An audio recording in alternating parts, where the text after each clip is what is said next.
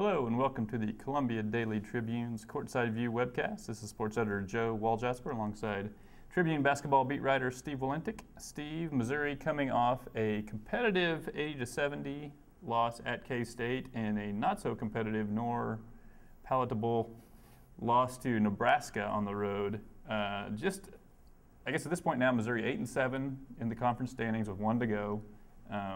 That would be indicative of an average team. Do you feel like Missouri is an average team, or do you feel like Missouri is a good team that is underachieved? I think, can it be a little bit of both? I'll grant your wish. I think that we probably did all overrate this team going into the season based on the recruiting class that Mike Anderson was bringing in. Obviously, it was a top 10 recruiting class, and a big piece of that was missing in Tony Mitchell. I think we at least knew that was the case. But I still think that we were confident that Ricardo Ratliff, as the best junior college player in the country, would come in and be a high-impact guy. I think we thought that Phil Pressey, is a top 50 recruit at point guard with his skill set, would be a high-impact guy. I don't think either of them has been as high-impact as people expected, maybe even the coaching staff. I don't think that this team is loaded with really big pieces other than Marcus Denman. I think he's played at an all Big 12 level. I don't think that a lot of other guys have. And it's probably because that's who they are, not because they've underachieved. That said, I do think this team still has more talent than the teams like Nebraska that they just laid an egg against on Tuesday night.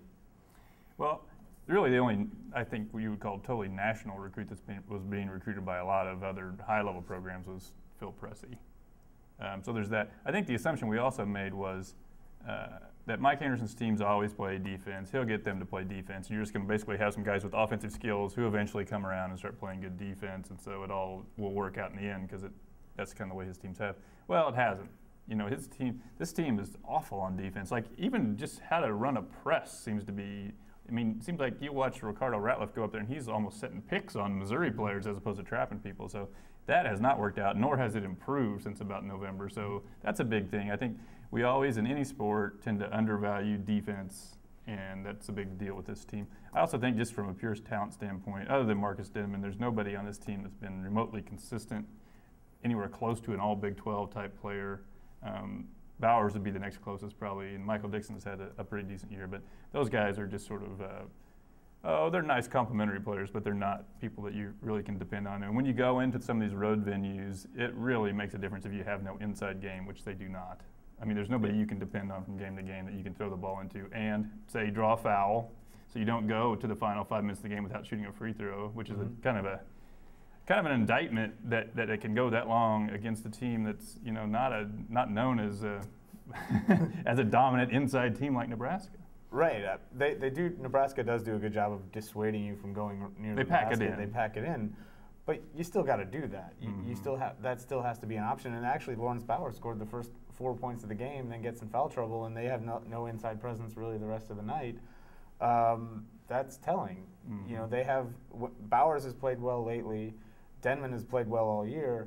Other than those two guys, I don't think they've gotten what they expected out of anybody. Maybe Mike Dixon, maybe Steve Moore, but Justin Safford has been not as good as people were expecting, not as good as he was last year before the injury. Maybe it's the injury, maybe it's just something else. I think people nationally have way overrated Kim English's ability. He's really been a similar player this year to last year. It's just he's not averaging 14 points a game because they have other guys taking shots.